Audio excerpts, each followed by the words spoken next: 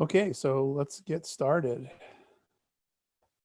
Good evening, everyone. I am Rich Clybourne, the Executive Director of the Gundalow Company, and I want to welcome you to our very first virtual Gundalow Gathering. Even though we couldn't be together in person, through the initiative of the staff and the miracle of technology, we can have a similar Gundalow Gathering experience as in years past. The only difference being that instead of dressing up for an evening out, some of us may be participating from the comfort of our own homes, dressed in sweats or pajamas, or other things. Before I introduce the speakers, I want to give you a brief update on the Gundalow Company and go over some housekeeping items for tonight's Zoom meeting. First, I want everyone to know that even though the office on Marcy Street has been closed for several weeks now and will remain closed for the foreseeable future, that there is still meaningful and important work going on remotely. All of us are working from home, so we're available through email, and the office phone is set up to provide an email transcript of any voicemails that are left on our answering machine. We are also updating our social media sites on a consistent basis, and our website is also being monitored and updated as well. The staff and crew have been working very hard to keep our operations going. Their creativity and dedication has been inspirational, and it's because of them that we are here tonight. They deserve a great deal of thanks, especially in these uncertain times. Second, all of us are monitoring the CDC guidelines for social distancing, the governor's stay-at-home order, and the state and local guidelines regarding COVID-19. We are using that information to make decisions about our schedule, which includes canceling or postponing upcoming events, determining a safe start for our sailing season and our summer camps. I strongly recommend that you stay tuned to our website and social media platforms for updates on those matters. You can also email or call us, and we'll do our best to get back to you in a timely manner. Finally, I want you to know that, as with all of us, the impact of COVID-19 is being felt at the Gundalow Company and will continue to be felt for many months to come. We, the staff, the crew, and the board, are determined to do whatever is necessary to keep our wonderful organization operating through these difficult times and afterwards when we begin to sail again. We can't do it alone, though. From the start, the Gundalow Company has benefited from the generous support of the local community through grants, donations, program sponsorships, ticket sales, and charters on our Gundalow Piscataqua. We want to thank all of you who contributed to that support. We wouldn't be able to offer the events like this virtual Gundalow Gathering without that support. However, for the remainder of this year, we will be leaning heavily on the generosity of our members, our donors, and the community. If you would like to know how you can help us now, you can go to our website, select the Get Involved tab, and explore the many opportunities for supporting us. We hope that you'll consider making a donation. Now for the housekeeping items. First, please bear with us. This is our first attempt at a virtual Gundalow Gathering, and even though we've tested the technology, there may be a few glitches. We are recording the presentation and we'll make that available to everyone tomorrow. Number two, you will notice that all your microphones have been muted. That condition will remain throughout the presentation so that background noises will not interfere with the video and the question and answer session afterwards. Three, if you would like to ask a question, you can click on the chat icon on the bottom of your screen and send the question to me or send an email to director@gundalow.org. I will create a queue of questions and then help to moderate the Q&A session after the video. Four, if you are having trouble watching the video, we provided a link to the same YouTube version that's being shared. You can watch the video on YouTube and then come back and join us after you've watched, which should be around 7:45. Five, if you're having computer issues and you can't figure out what to do in order to be able to see the video, you can send an email to info@gundalow.org or call the office number 603-433-9505. The calls are being forwarded to a staff member who will attempt to help you resolve those issues. And number six, as I mentioned, we are recording the presentation for viewing at a later time. We'll send out the link to the recording to all our participants tonight and also post it on our website. So if you missed something tonight, you can always go back and watch it later. Now for the introductions. Emily Hazelwood is a marine conservation biologist, oil and gas consultant, and explorer. She has a BA in environmental science from Connecticut College and an MAS degree in marine biodiversity and conservation from Scripps Institution of Oceanography, and is a PADI certified dive master. Emily was recognized on Forbes 30 Under 30 list in the energy sector for her work developing sustainable, creative, and cost-effective solutions for the environmental issues that surround the offshore energy industry. Mrs. Hazelwood previously worked as a field technician on the BP 252 oil spill in the Gulf of Mexico. This is where she witnessed firsthand the destruction and devastation wrought by an oil spill. However, it is also where she learned of a unique silver lining despite the realities of offshore oil and gas development, the Rigs to Reef program. Amber Jackson is an oceanographer, environmental scientist, and entrepreneur. She has a BA in marine science from UC Berkeley and an MAS in marine biodiversity and conservation from Scripps Institution of Oceanography. In 2018, Amber was recognized on Forbes 30 Under 30 list in the energy sector for her work with Blue Latitudes to develop sustainable, creative, and cost-effective solutions for the environmental issues that surround the offshore energy industry. Mrs. Jackson has extensive experience as a project manager specializing in ecological impact assessments, marine biological monitoring, and habitat restoration through the Rigs to Reefs program. She is certified as an AAUS scientific diver. So what I'm going to attempt to do now is turn on Emily and Amber's mics so they can speak to us. And then I'll let them go ahead and begin. So if you just bear with me for a second, I'll see if I can get that taken care of.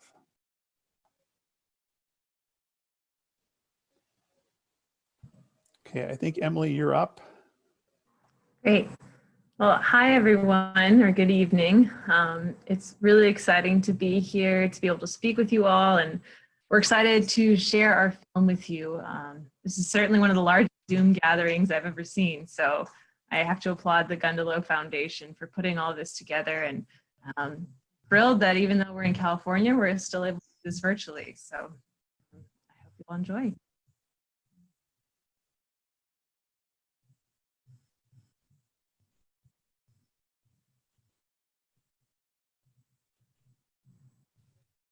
Okay, so I think we're ready to watch the video. And then what is your biggest fear with this whole project? my biggest fear is that we won't be able to communicate the value of these structures in enough time.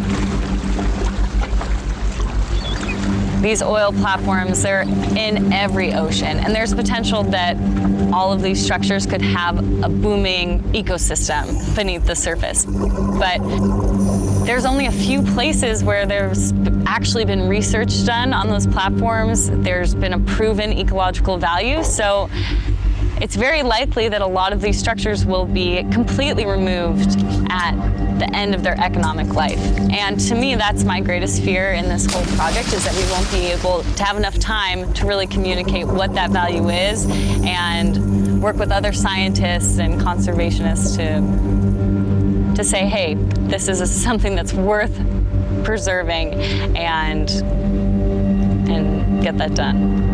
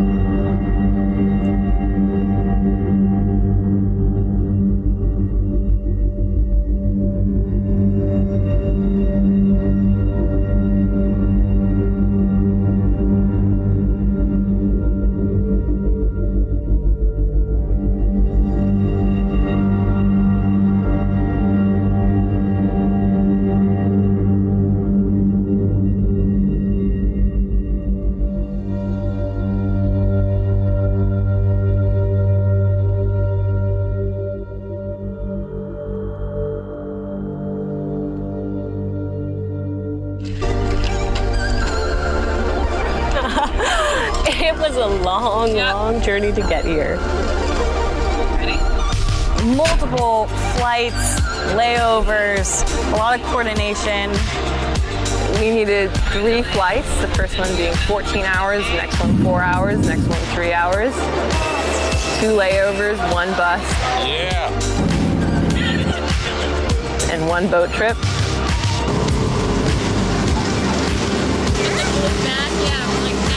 And we are currently off the island of Borneo in Malaysia on an oil platform called the Sea Ventures dive rig. This is ridiculous. And then we were here.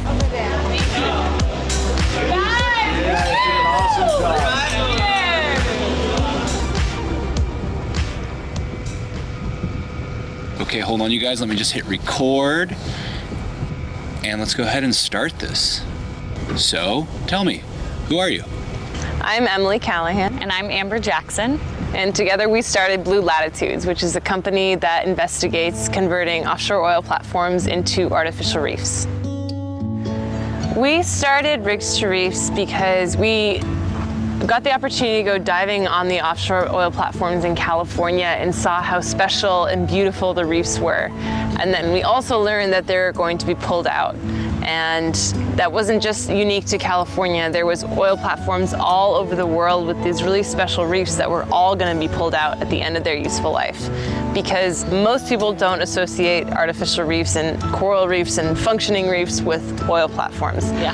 And given the state of so many of our oceans today, and given the fact that we all use our cars, we all use plastic, we all need these platforms, it just seemed like such a devastating thought to think that we would pull these oil platforms out and take them on shore and create a massive carbon footprint and destroy the reefs that were living there.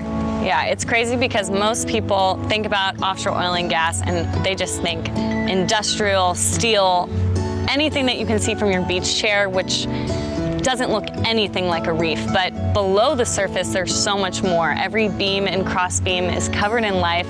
You see schools of fish, and the structures really are functioning as artificial reefs. Amber and I have been trying to come out to Malaysia to dive on the Sea Ventures dive rig for almost 3 years now. We saw the image in a New York Times article, and it just seems so outlandish and out there. We've kind of made it our mission to get out here and explore it and see what the potential is when converted into an ecotourism resort. All right, partners. All right, it's time to meet the crew. We have Scott, our filmmaker extraordinaire. We have Kyle, who's been helping us with our underwater photography and videography. And last, we have my dad, explorer and underwater diver, who's been helping us with all of our scientific data. And he's here because My daughter asked me to go on an expedition with her and her colleague Amber to examine the biodiversity of the oil rig compared to the natural reef in Malaysia, specifically Mabul. You get that kind of an ask, you can't say no. What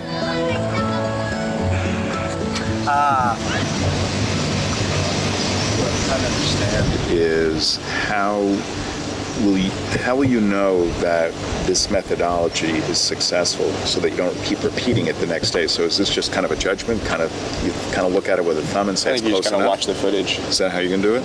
Yeah.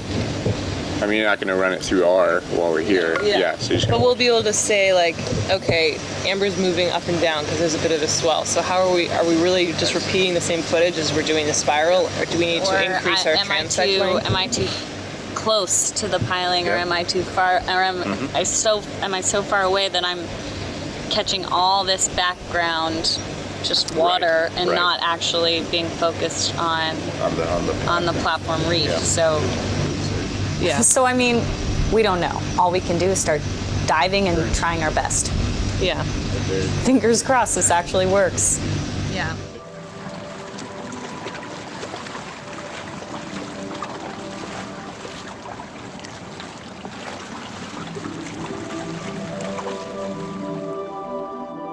The rig itself was a converted oil rig. It was a working oil rig in the 1980s in Panama. It was then decommissioned and towed to a scrapyard in Singapore. And soon after, the Malaysian government bought it and turned it into a resort. The Sea Ventures dive rig is very special. It's one of the only offshore oil platforms that's been converted into an ecotourism resort.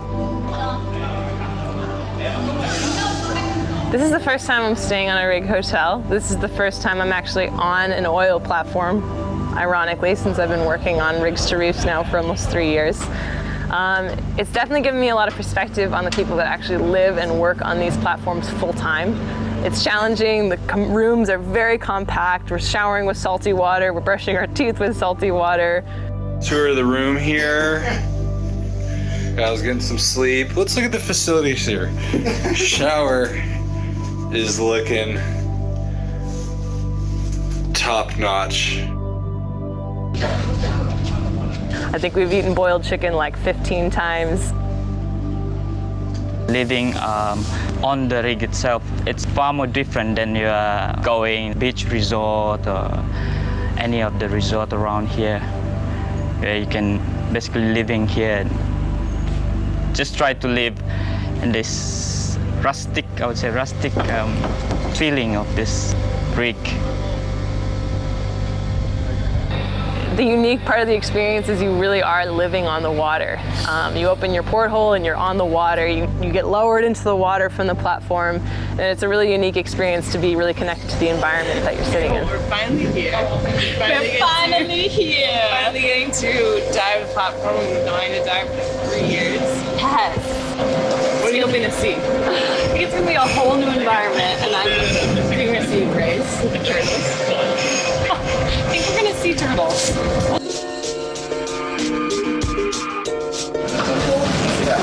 I'm really glad we have the dive reel, though. It's a pretty unique setup. You literally eat, sleep, and dive off of the rig. Every morning you wake up, you wave to the dive operator who lowers you down off the side of the platform and immerses you in the water. I've never really experienced anything like this. While we're here, we are using stereo video technology so that we can compare the fish life that's found on the Sea Ventures dive rig with the life that's found off the natural reefs. And when we look at the data that we collect, we'll be able to make a better assumption about whether or not this rig is productive, if it's a good home for all these fish, as compared to the natural reefs, which we know are successful.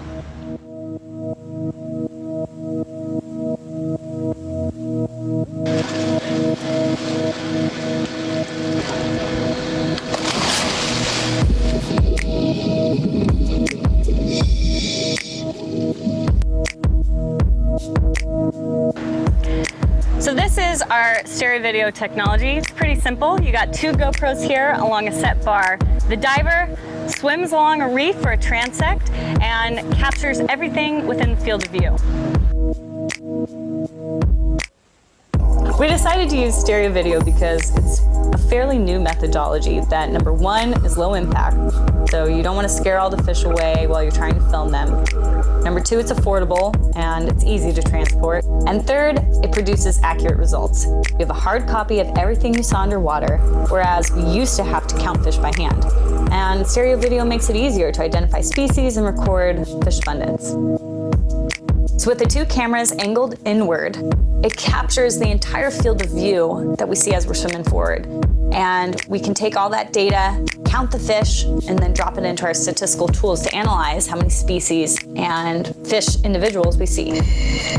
Basically what the software does is it demystifies the fish counting process, and it allows us to identify species and fish individuals. Scientific diving is inherently challenging because instead of just floating along and enjoying all the nice marine life, instead you have a task and a job and you got to get it done. And sometimes that can be challenging in that sometimes you push your limits a little bit because you want to get that one more transect, or just trying to fight a ripping current going by trying to lay down a transect line. Transecting means the data and information that we're gathering from point A to point B as we're swimming along this rope. And in bigger picture terms, it means all the data that we're gathering of the rig itself and the coral reef surrounding it. And then here at Mabul and Capelli and at the House Reef, we tend to see what we call macro life, much smaller species, things like nudibranchs, ghost pipefish, a variety of seahorses, crabs, which all live in and around the coral.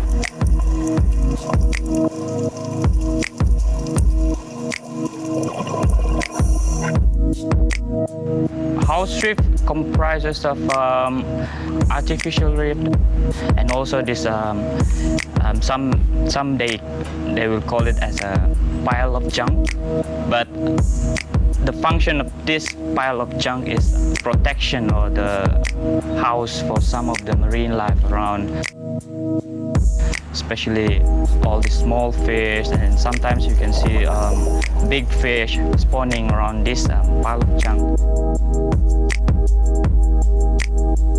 The House Reef is comprised of different sunken ships and nets. It almost looks like a junkyard. They've thrown tires, different things to create some sort of topography that surrounds the rig.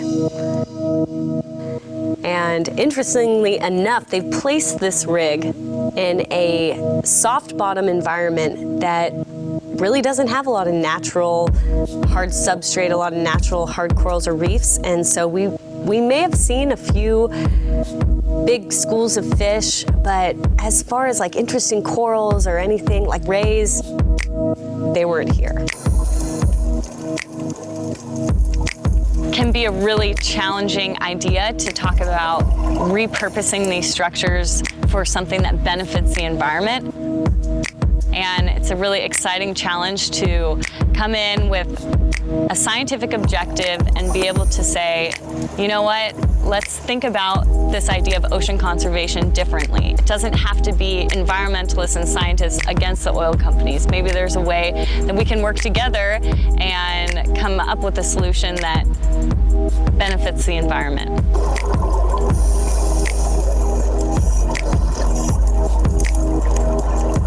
I would say I think this trip is a really big undertaking, and I'm a little nervous just because there was so much planning, and I hope this is a good option. I hope that this sort of technology really works, and I hope we get good data, but you never know.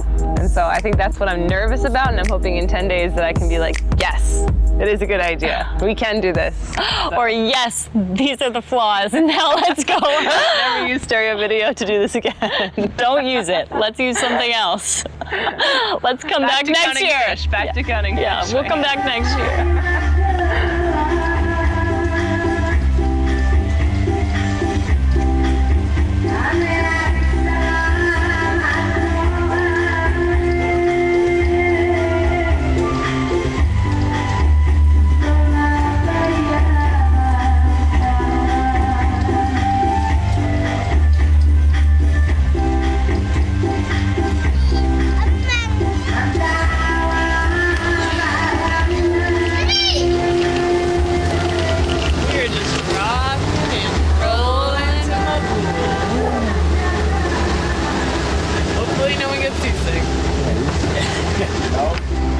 I think it's going to be very different staying on Mabul. I'm wondering how it'll impact our day-to-day life and our mindset going out there. So far, we've just been on the Sea Ventures dive rig and surrounded by tourists, and now we'll be moving back to the island and actually surrounded by some of the local population, which means the sea gypsies. I think we're really interested to see how they live. We've read so much about them, we've seen the photographs, and I think we're really excited to get immersed into that culture.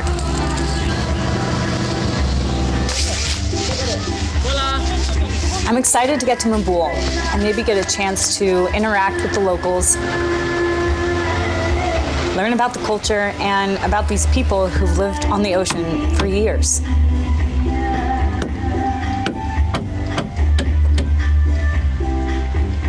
a little bit more of a relaxed, laid-back attitude. So we'll see if that impacts our transects and how much stuff we get done. So.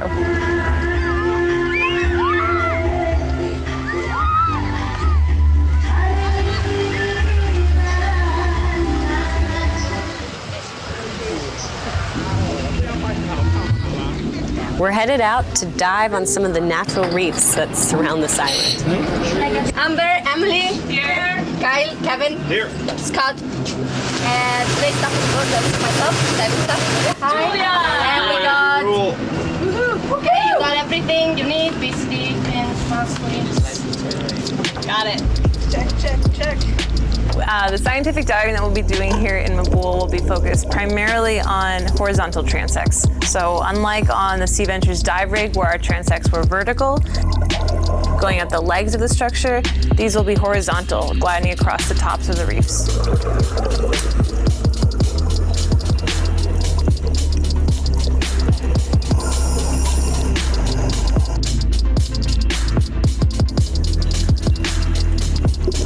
The dives we've been doing out here are definitely more challenging than what I was expecting.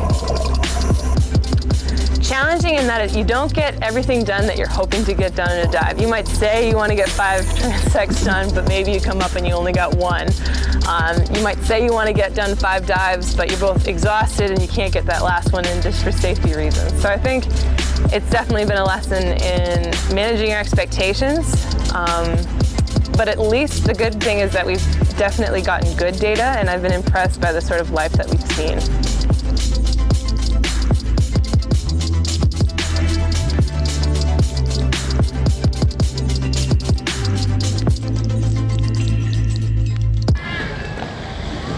It's really interesting being here because I've never really been on a tropical island where I didn't want to swim in the water.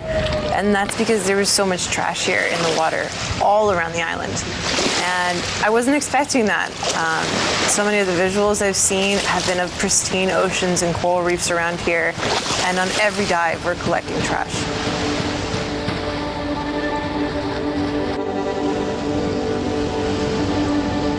Here it's pretty much the same it is all over the world. Overfishing, destructive fishing practices, pollution, marine debris, even things like human impacts on the environment, either intentionally or not intentionally. It's just that here, because we live in an island, we're much closer to it and we see it much more often than people who maybe not be living in an island, living further inland would see. You see beside our resort there's some Bajau houses. Also in front you get the Bajau boats. You've seen the boats, I can't imagine spending your entire life on that boat. It's just mind-boggling, but part of the problem is that with waste and stuff like that on the island, there's no waste management system. So any rubbish that people have on the island is their own responsibility to get off.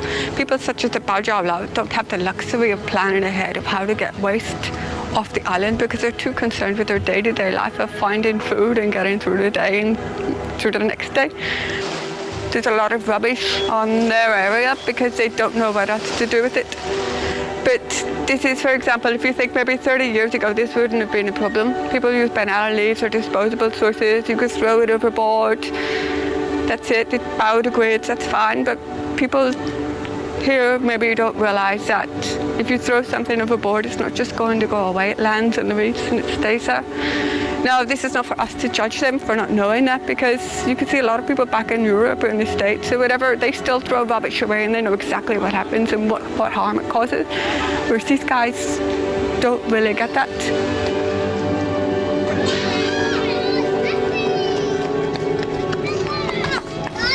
I would say how in this part of the world you can have such a juxtaposition of one reality versus another. Us scuba diving, enjoying the world, and then walking through the Sea Gypsy village here in Mabool. The contrast in life was amazing to me. It was just amazing. And it's unlike a culture I've ever experienced before. They live off the water, and most of their homes are actually extended into the sea. Reading a little bit about their history, a lot of them feel more comfortable on the water than they do on land. When they have their babies, the first thing they do is they dip their feet into the water so that they can connect with the resource that really provides for them. That's where they've lived their lives for so many years, but something has been drawing them back to the land, drawing them to the land. And walking through the villages, I really got a sense that they were culture in transition, that they were transitioning away from living their life on the water to living on the land. And I thought that that was really interesting, and I'm not quite sure what was pulling them to the land.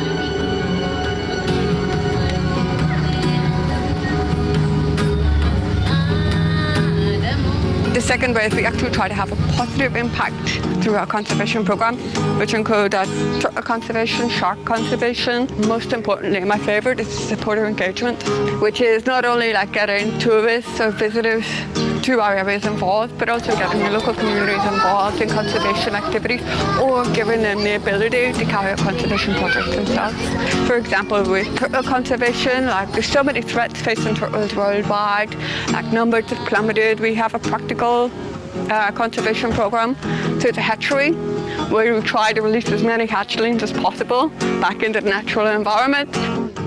So the idea is that with our hatchery, if a nesting turtle is found anywhere on my boat, the locals will come and tell us about it.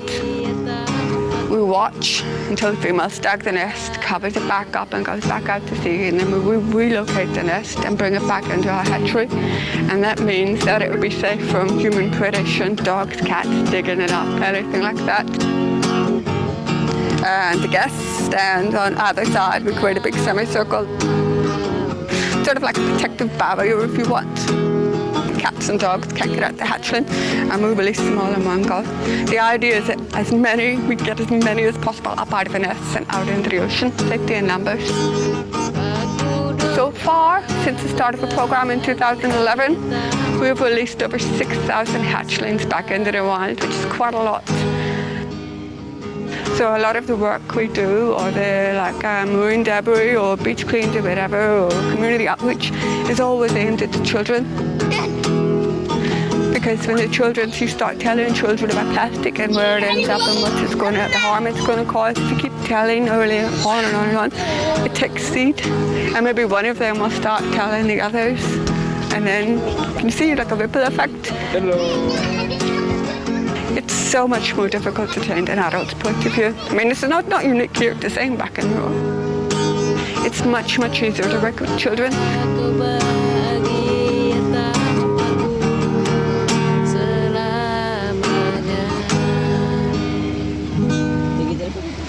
Okay, thank you.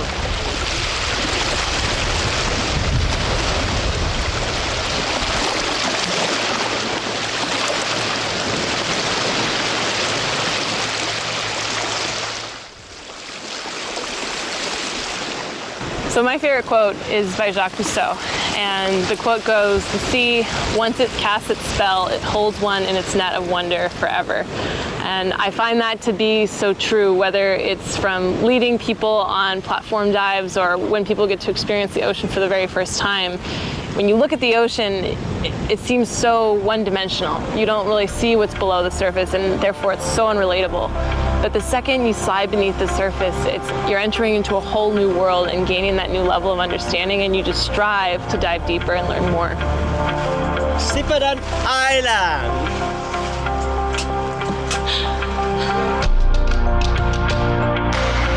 Sipadan was one of the best dives I've ever been on.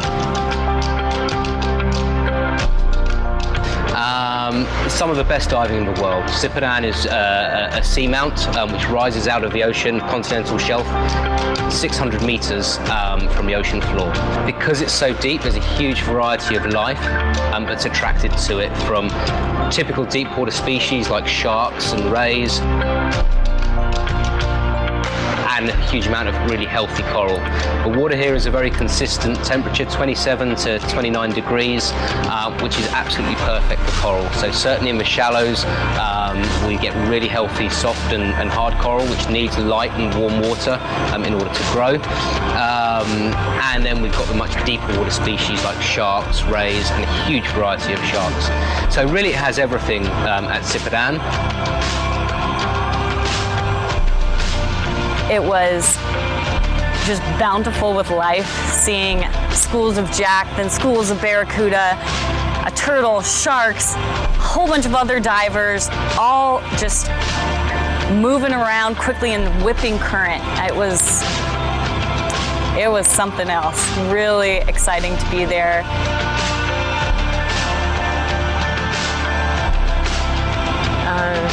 Sipadan is one of the most unique dive spots I've ever been to, with so much life and chaos, because you got a ripping current and every time you look, it's something new. A big school of barracuda, a big school of jacks, and then below your feet, 10 white-tip reef sharks, and then a turtle nesting in the corner.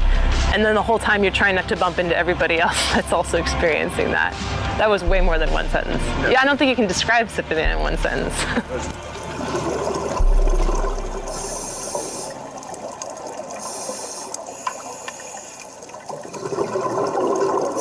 You can tell that this country really cares about that specific marine resource. They take really good care of it. The reef is incredibly healthy, and so it was really, really cool to see that.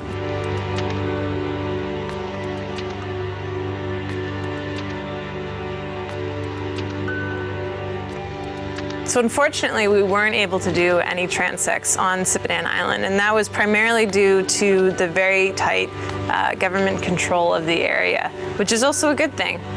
We need to file for very strict permits just to even be able to dive on the island. So to be able to do any sort of scientific diving, you need to work strictly with a local university there. However, I think visually we got what we needed. So although we weren't able to do any transects, we can tell you that marine preservation is absolutely the best way to protect our oceans.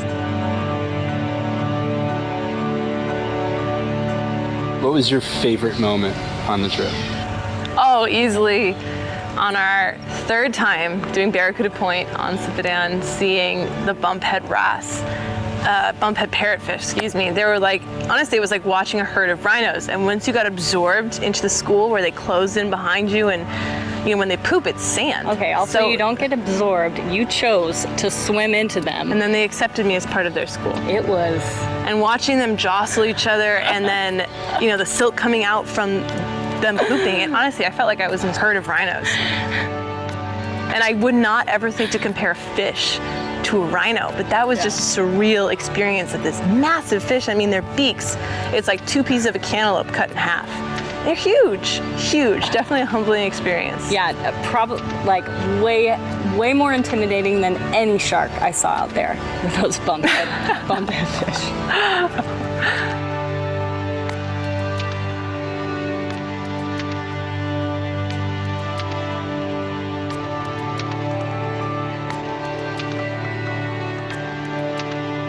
I think one of the biggest takeaways that we hope that people see after this trip is that we need to start thinking a little bit differently and creatively about ocean conservation. We've seen Sipadan, which is a really unique and special marine protected area, but it's the only one in the whole area. And we could just see by all the fish life booming there that it was a successful marine protected area, they did a good job protecting it, but it's unfortunate that it's just one. And in an area this big, which is much biodiversity, I think what we'd like to do is encourage people to think about what are some other ways that we can encourage this marine biodiversity? What are some other ways to create reefs from materials like this rig, which was a great opportunity to repurpose something that used to pump oil, and now it can house divers, to encourage divers to visit reefs. It encourages divers to explore other ways that we can save these reefs. And at the end of the day, it's no longer us against the oil companies. We need to start thinking together creatively, because that's really the only way to protect more and more of our ocean. It can't just be us against them. One marine protected area, everything else gets ravaged. We really need to start to think differently. And this platform is an excellent example of that.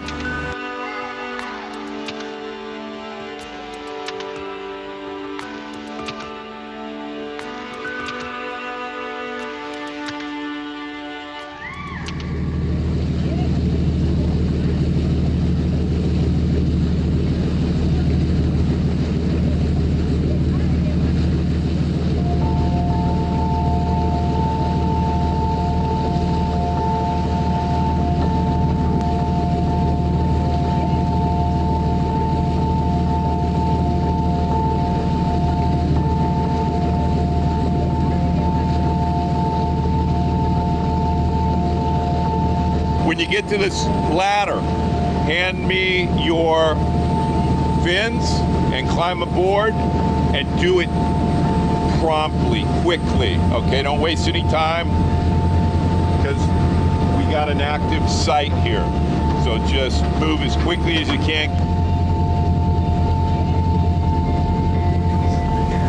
There is no other experience like diving on a platform, especially an active one. It's enormous. You're diving on the scaffolding of the Empire State Building. It's vibrating, and there's life all around you. You see sea lions cruising in from all different directions, sheephead, Garibaldi. The beams themselves are so thick with mussels and scallops that you don't even see steel underneath it. And it's incredible. You would not expect that. So it really feels like you're diving on a vertical reef. You're not diving on an oil platform.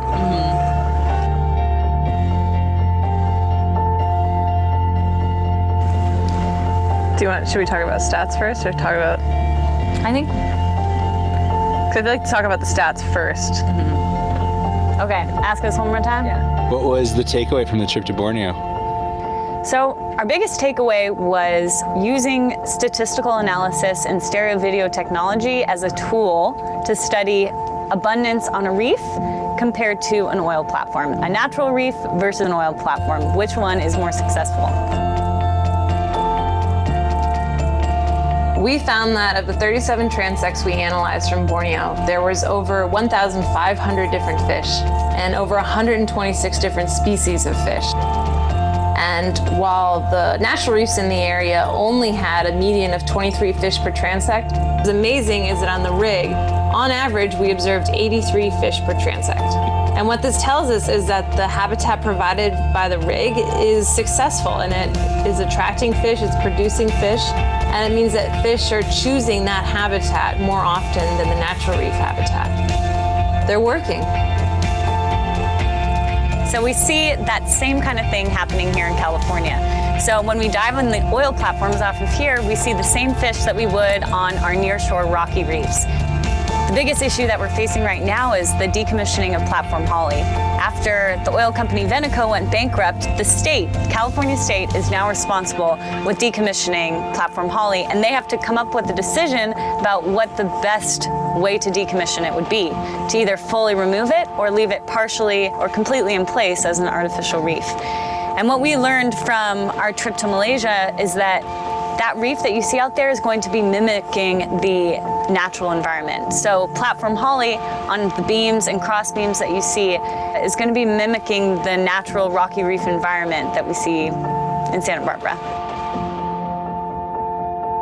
People don't know the value of these reefs, and the only way to help them understand it is to take video, to take pictures, to come out here to document it and bring it back and show it to them. And that's what we're doing here. It's just us, our GoPros, our team of underwater photographers, and our friends. And we're here to capture these incredible reefs and take it back and show the people of California, hopefully some legislators, and maybe make a difference. So.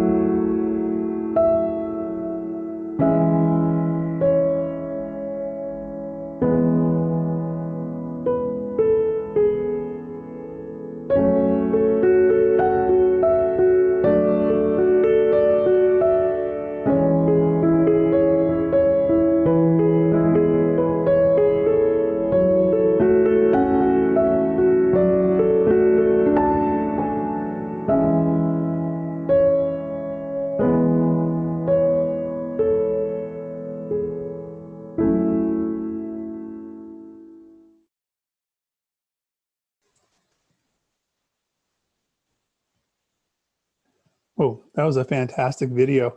I didn't get the chance at the beginning to thank Emily and Amber for being here and showing this incredible video to us. In looking through the chat room here, there's quite a few questions. But what I'd like to do is start off, and I'll unmute Emily and Amber this time.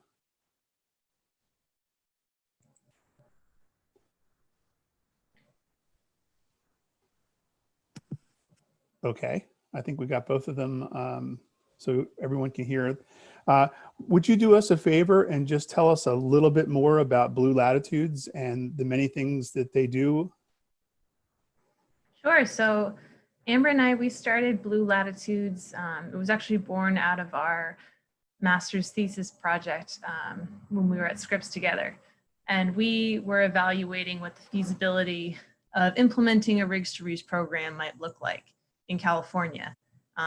Prior to that, I'd worked on the BP oil spill down in the Gulf of Mexico, and that's when I first got to see firsthand what a Rigs to Reefs program could look like. And I always hear about the fishermen just raving about how unbelievable the fishing was on these platforms. And that's the first time I'd ever heard of the Rigs to Reefs program. So when I moved out to California to go to graduate school, and I met Amber, and I learned that California also has oil platforms, but they weren't reefing them, my interest was very much intrigued.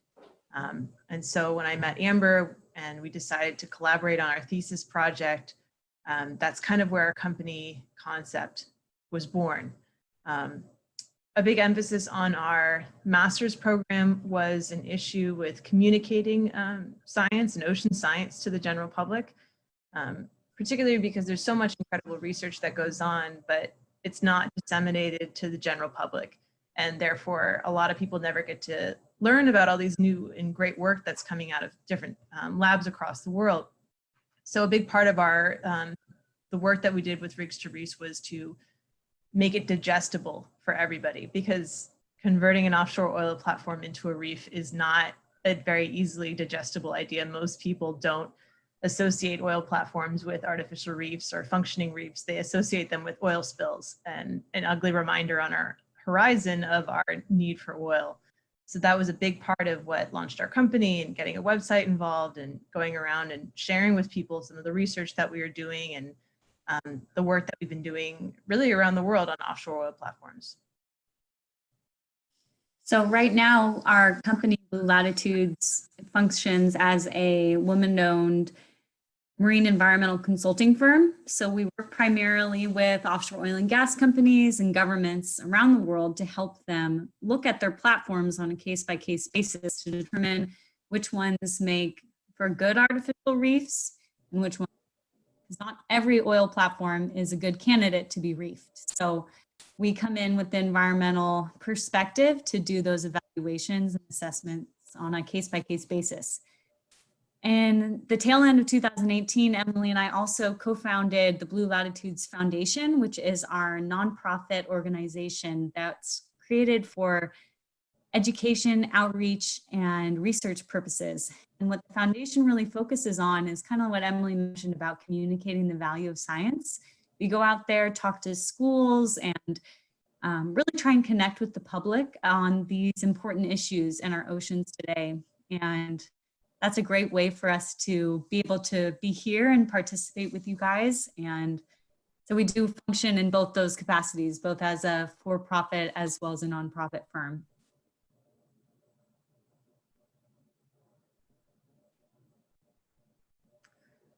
Rich, you're muted.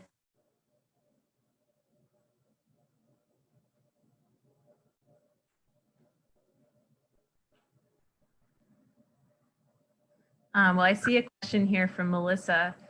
Your question is, has there been thought around developing structures around the world's oceans that could support biodiversity like what you were seeing on the oil rigs?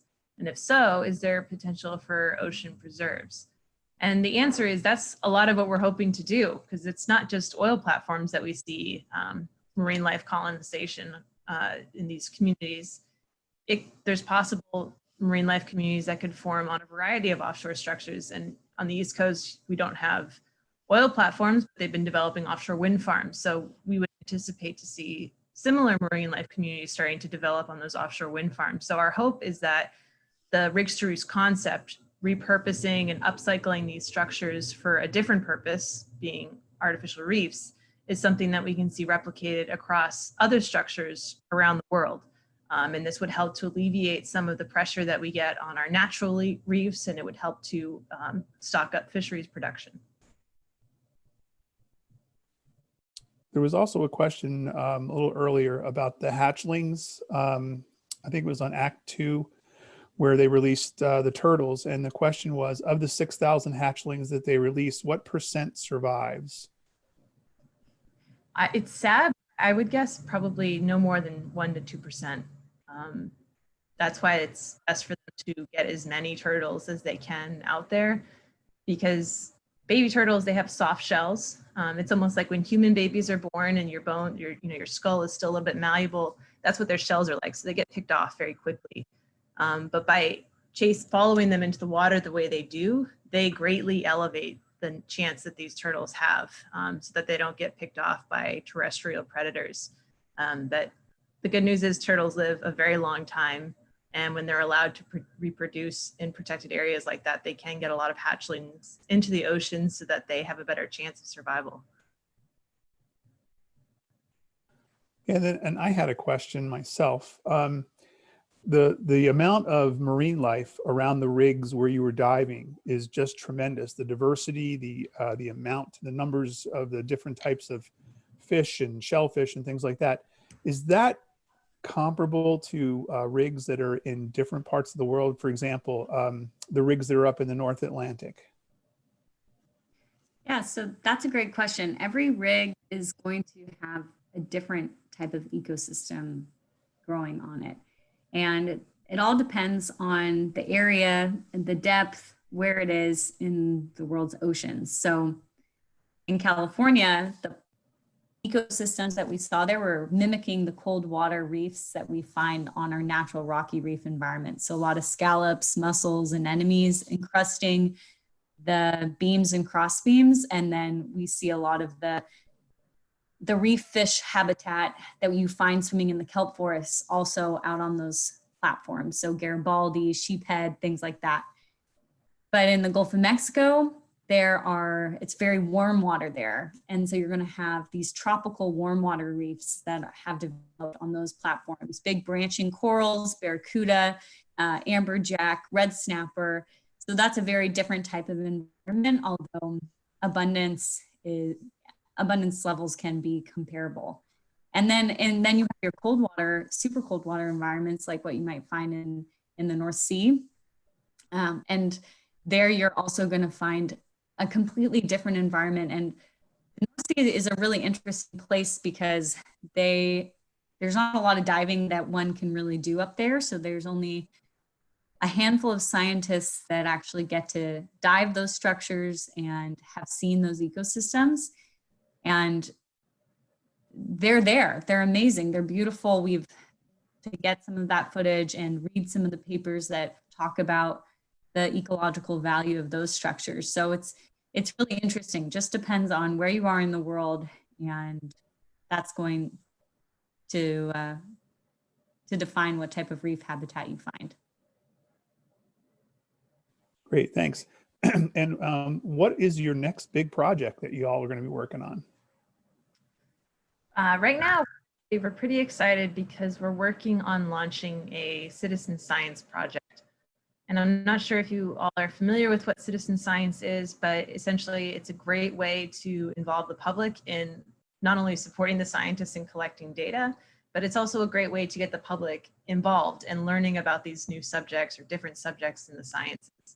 So for us in California, what we're hoping to do is launch a citizen science project that will involve the use of underwater drones. So I'm sure you've seen drones flying in the sky in your neighborhoods potentially. So these drones, they fly underwater. And in California, we have an issue with that. And this happens all over the place where you only have a handful of scientists that are studying something. You can only get out to the platform so often to collect data. But the good news is there's recreational dive groups, there's recreational fishermen that go out to these platforms routinely. So we're hoping to utilize the drones to be able to collect information on these platforms when these recreational dive groups go out. Everything from the coverage of the platforms by different marine invertebrates and fish, And also from the fishermen, what types of things they're catching on these platforms and what types of fish species are they targeting on these platforms, so that we can start to develop a better picture of, at any given day, what the marine life looks like on these platforms. For example, is it seasonal? There's a lot of questions that we can still answer, and we can answer them more effectively with lots of data. So that's something that we're pretty excited about launching this year, and hopefully we'll start it in California, but it's something that we'd like to take around the world, hopefully. Plans for another video? We actually have a video out that it'll be released on April 23rd, so right around Earth Day. And this one will be detailing our recent expedition to the Kingdom of Tonga. And while we were there, we were trying to better understand the relationship that Tongans have with their humpback whale population. And this might seem like it's a divergence from Rigs to Reefs, but it aligns quite nicely, because Rigs to Reefs, it's an example of a silver lining in our ocean, an example of where industry meets environment, but it's had a positive impact. And in the case of Tonga, this is the case where there's people that used to hunt humpback whales all the way up until the late 1970s. They were one of the last areas actually to hunt humpbacks. But now they've shifted from that mindset to protecting these whales for ecotourism. So it's industry meets the environment, and it's had a positive interaction, or so we hope. That was why we went there, to explore that interaction and understand what it really looks like. So that'll be released on April 23rd. So mark your calendars. There'll be actually a Facebook watch party, and we'll also be distributing it on our social media channels. The footage is unbelievable. My dad comes with us again. It's the old expedition team getting back together again. And it was an incredible trip. So we're excited to be releasing that soon. Great. So it looks like in the chat section here that we've run out of questions. Is there anything else you all wanted to say before we wrap things up? Yeah, well, in our video, we talk a little bit about platform holly and the issues surrounding decommissioning in California. And we've partnered with Patagonia to actually host a petition to get people to sign and let our legislators know that we would like to have Rigs to Reef considered as a viable option here in California, especially considering the value of those reefs. And so what we can do after the conclusion of this is share around that petition link. If you guys want to take a look, get some more information, check it out. We can also share a link to our foundation's website and all of our social media. We're on Instagram, Facebook, Twitter at the Blue Latitudes Foundation. And we're always accepting donations and looking for volunteers. So I'd love to hear from you and continue to stay in touch. Great. Once again, feel free to reach out to us if you have any more questions that come out. We're always available to answer questions that you guys might have after. Great. Well, and once again, thank you so much for being with us tonight for our first ever virtual Gundalow gathering. There were a couple of glitches there that were my fault, and I learned what I did wrong. So hopefully we'll be able to change those up. We've got 2 more that we're scheduling, one for next Thursday night, which is going to be Graham McKay and a tour of Lowell's Boat Shop in Amesbury, Massachusetts. And then the third one, 2 weeks from tonight, is going to be on nautical archaeology. So hopefully you all come back and tune in again. Emily and Amber, if you ever get back to this area, I know that there's some ties out here in New Hampshire. We'd love to have you out on the Gundalow for a tour, 1.5 or 2 hour tour. So we will definitely take you up on that offer. It's been on my bucket list. So, and then we'll go ahead and we'll post the link to your website and to other things that you have for us up on our website, so folks can, if they don't get it tonight, they can always go back and look it up. And then just as a reminder for everyone, we are recording this, and we'll post a link to the recording of it for the future. So probably get that out tomorrow or over the weekend. So thanks again, and this was fantastic. We really appreciate you guys being here with us. Thanks, everyone. Thank you for inviting us.